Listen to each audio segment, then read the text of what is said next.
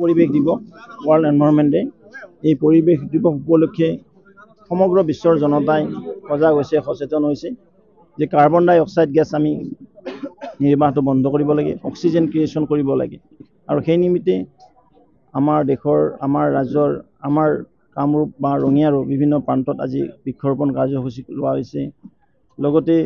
এনভাইৰনমেণ্টটো কিদৰে ঠিক কৰি ৰাখিব পাৰি আমাৰ যি পৰিৱেশ এই ওপৰত বিভিন্ন ধৰণৰ আলোচনা চক্ৰ বিভিন্ন ধৰণৰ আলোকচিত্ৰ বিভিন্ন ধৰণৰ চিত্ৰাংকন প্ৰতিযোগিতাও আয়োজন কৰা হৈছে মই ভাবোঁ আমি এজন এইখন দেশৰ এইখন সমাজৰ সচেতন নাগৰিক হিচাপে আমাৰ সকলোৰে দায়িত্ব আছে নিজৰ পৰিৱেশ আমি নিজে ঠিক কৰি ৰাখিব লাগিব পৰিৱেশ বুলি কওঁতে বিভিন্ন ধৰণৰ পলিউশ্যন আহে sound pollution water pollution air pollution অকল অক্সিজেন আৰু কাৰ্বন ডাই অক্সাইডেই পলিউশ্যন নহয় প্লাষ্টিক ইউজটো এটা পলিউশ্যন জাবৰ জোঁথৰটো এটা পলিউশ্যন সেইকাৰণে কৈছোঁ যে আমি সকলো সজাগ থাকিব লাগিব সচেতন থাকিব লাগিব নিশ্চিতভাৱে আমাৰ পৰিৱেশ আমি ঠিক কৰি ৰাখিব পাৰিম চব এইখন বজাৰ আগতে কমলপুৰ সমষ্টিত আছিলে আজি ভালকৈ লোকসভা নিৰ্বাচনৰ পৰা আমাৰ ৰঙিয়া সমষ্টিত অন্তৰ্ভুক্ত হৈছে আৰু ইয়াত অহা মেইন দলংখনে নাছিলে ৰঙিয়াত 52খন কাঠৰ দলং আছিল ৰঙিয়াবাসীৰ আশীৰ্বাদত আটাইকেইখন দলং এতিয়া চেংচন হ'ল প্ৰায় 40খন দলং আমাৰ সম্পূৰ্ণ হ'ল 45খন হৈছে আৰু 5খন দলঙৰ কাম চলি আছে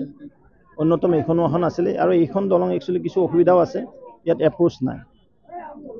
এখন দলং বনাবলৈ হ'লে minimum 300 metre both side left and right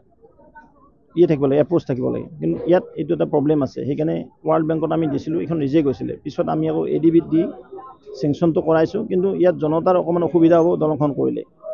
plus ইয়াৰ ওচৰতে 200 মিটাৰত অন্য ধৰণৰ দলং আছে এইপিনে 300 মিটাৰত আৰু এখন দলং আছে যিখন আমাৰ গৰু বজাৰ বুলি কয় আমাৰ চিৰাখুন্দি যোৱা দলং ঠিক তেনে এইখন শিৱ মন্দিৰ মুৰাৰা কানেকশ্যন দলংখনো আছে একচুৱেলি এইখন আগতে ফুটব্ৰিজ আছিলে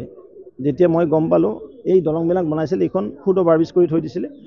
কিন্তু যি নহওক ডিপাৰ্টমেণ্টৰ ভুলেই হওক ৰাইজেও বিচাৰিলে যিটো বজাৰখন আছে বজাৰত একচুৱেলি যিকোনো এখন ব্ৰিজৰ পৰা বোথ ছাইড ব্ৰিজৰ পৰা ইয়াত কানেকশ্যন থাকিব লাগিছিল এইটো অকণমান প্ৰব্লেমো আছে কাৰণ ইয়াত ব্ৰিজৰ ডাঙৰ ডাঙৰ পোষ্ট বনালেও অসুবিধা আছে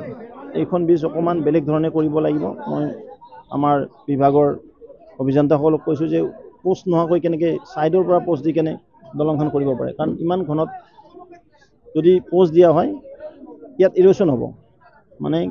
কি কয় এইটো গৰাখহনীয়া হ'লে আকৌ ছাইডৰ মানুহলৈ এফেক্ট হ'ব সেইকাৰণে বহুত ইয়াত কথা আছে জানক চামহাও এই প্ৰব্লেমটো ৰিজল্ভ কৰিব দলংখন চেংচন হ'ল আৰু লাহে লাহে যিটো এক কদৰ্য ৰূপ আছে এইখন বজাৰত মই কদৰ্য ৰূপ বুলিয়ে কৈছোঁ এনেকুৱা অৱস্থাত এইটো এটা পৰিৱেশ বজাৰত অহা যোৱা মানুহৰ ৰাস্তাটো ভাল হ'ব লাগে বজাৰত ক্ৰেতা বিক্ৰেতাৰ এটা পৰিৱেশ থাকিব লাগে এইখিনি কথা পৰ্যায়ক্ৰমে নিশ্চয় হৈ যাব হৈ গ'ল না টেণ্ডাৰ হৈছে এইটো নোৱাৰে বাৰিষাৰ পিছত দাদা কেইদিনমান আগতে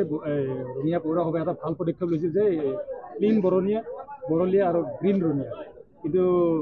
বহুত টকা খৰচ কৰি এটা প্ৰগ্ৰেম লৈছিলে কিন্তু এতিয়া দেখা পাইছোঁ যে এইটো কমপ্লিট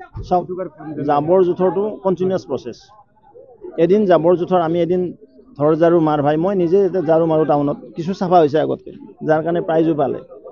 জনতাও ঠিক থাকিব আমাৰ ব্যৱসায়িক গোষ্ঠীও ঠিক থাকিব ক্ৰেতা বিক্ৰেতা বোথ ছাইডৰ থাকে ইয়াত ক্ৰেতাৰো থাকিব লাগিব সজাগ সচেতন বিক্ৰেতাৰো থাকিব লাগিব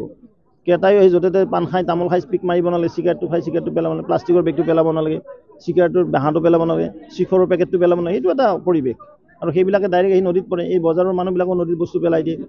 নদীখন বিভিন্ন ধৰণৰ লেতেৰা হৈ আছে এই নদীখন চাফা কৰাৰ সকলো দায়িত্ব আছে অকল প্ৰশাসন চৰকাৰৰে নহয় জনতা যেতিয়া সজাগ হ'ব চব বস্তু ঠিক হয়